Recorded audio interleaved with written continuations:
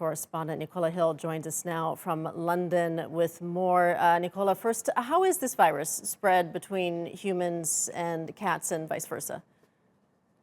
Well, at the moment, they're saying that they don't know if that definitely is the case. With the cat that was in Belgium and two dogs in Hong Kong, they found viral droplets in their feces. But as they don't have the ability to test any antibodies, they don't know if the animals were actually infected. And the same applies to the tiger in the zoo.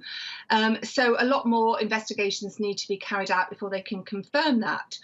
What they have been saying, and what the British Veterinary Association has been saying, I was chatting to its vice president this morning, is there's a possibility that people can actually catch the virus from a cat. Is a very faint possibility because animals are something called fomites, which is a surface that can transmit an infection, a virus, and that's the possibility that it's on their fur.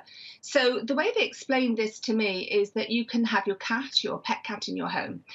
As we all know, cats go wandering. They go and visit somebody's home who actually already has COVID-19.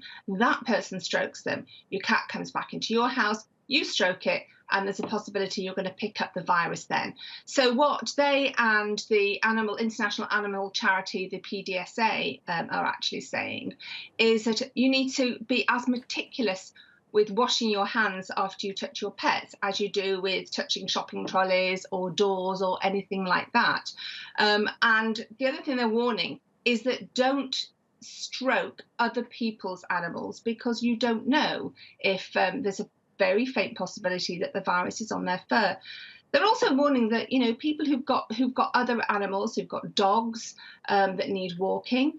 If you are self-isolating because you've got the virus and you don't have a garden, you're not able to let your dog exercise outside, and you need to pass the dog on to somebody else to walk, you've got to be just as meticulous how you do this. Make sure they have their own lead, for example. You go into another room while they attach the lead to the dog and they take the dog out, and apply the same rigorous rules about hand washing before or after you touch somebody else's pet if you're walking that dog, and even use something like a pet wipe over the dog. Now, the reason that both the BV, all these animal charities are asking us to take precautions is because previous outbreaks, when there were SARS outbreaks, led to a mass abandonment and even killing of pets, and they want to prevent that happening this time.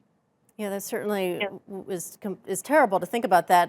Nicola, how concerned really should pet owners be? Because as you said, cats often do go wandering, and you have to take your dog out for a walk. And here in Istanbul, we have a lot of people who are dog walkers who'll be walking several dogs at a time. So what are the recommendations should we keep the pets indoors? Is that even realistic? Well, I mean, it's not realistic, is it? And certainly, dogs need exercising. They have to be walked. So that's when you do have to take these very, very rigorous precautions if you're walking somebody else's dog, that you don't actually come in any distance with them. And also, if you're out walking and somebody is walking a dog, you still want to try and keep that 2-meter distance from that animal. Make sure that your dog doesn't go close to somebody else. Now, cats, I have a cat.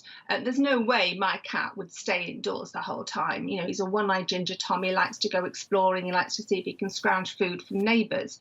If you try and keep your cat indoors, it can become stressed. And that in itself can cause something like a blocked bladder, which can become a medical emergency. So vets are actually saying, if a cat is happy to stay indoors, fair enough.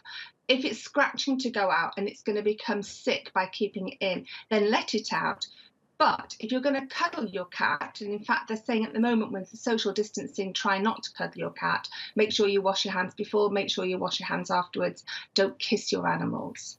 Oh, it's very hard not to kiss your animals, Nicola. Thank you.